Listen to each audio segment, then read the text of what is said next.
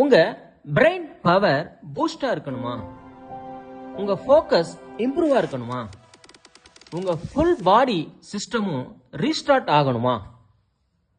அப்ப நான் சொல்ற இந்த சீக்ரெட்டை கடைசி வரைக்கும் பாருங்க. உங்ககிட்ட ஒரே ஒரு ஹேபிட் மட்டும் இருந்தா போதும், உங்க என்டையர் லைஃபையும் அது சேஞ்ச் பண்ணும். அது என்ன? Just 1 glass of water. பல பேர் சொல்றாங்க இதுதான் எக்ஸாம் டாப்பர் சீக்ரெட்னு. உண்மைதாங்க.